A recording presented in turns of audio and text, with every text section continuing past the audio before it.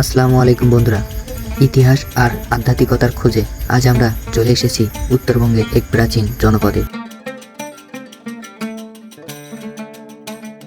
আমার সামনে যে অসাধারণ মসজিদটি দেখতে পাচ্ছেন, এটি হচ্ছে দিনাজপুর ঘোড়াঘাট উপজেলার ঐতিহাসিক সুরা মসজিদ।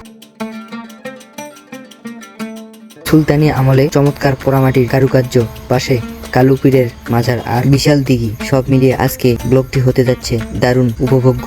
চলুন এই ঐতিহাসিক সুরা মসজিদটির ভিতরে গল্প আর মজার প্রসঙ্গ একসাথে ঘুরিয়ে দেখা যাক। বন্ধুরা, সুরা মসজিদটি প্রায় 500 বছরেরও বেশি পুরানা।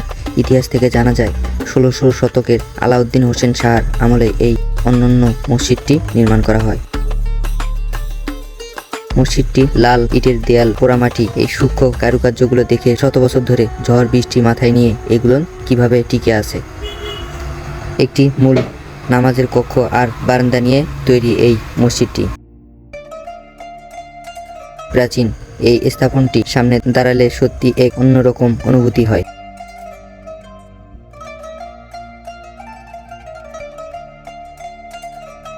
সুরা মসজিদটি ঠিক পাশেই রয়েছে কালুর পীরের বা মুর্শিদের মাজার শরীফ। শত শত বছর ধরে এই স্থানটি যেমন ইতিহাস সাক্ষী, তেমনি আধ্যাত্মিক এক পবিত্র কেন্দ্র। দূর দূরান্ত থেকে বহু ভক্ত দর্শনার্থীরা এখানে আসেন। এখানকার শান্ত ও ছায়াঘেরা পরিবেশ যে কারোর মন এক অদ্ভুত প্রশান্তি এনে দেবে।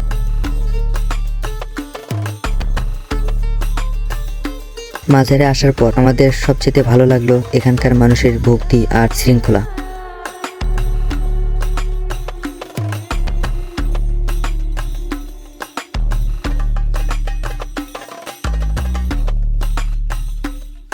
গামলা ভর্তি ঐতিহাসিক তবারক বা সিন্নি বিতরণ করা হচ্ছে। ধনী দরিদ্র নির্বিশেষে সবাই একসাথে বসে একই তবারক গ্রহণ করছে। এই উৎসবমুখর পরিবেশ আর মানুষের মুখের আন্তরিকতার হাসি এই সফরের সবচেয়ে বড় পাওয়া।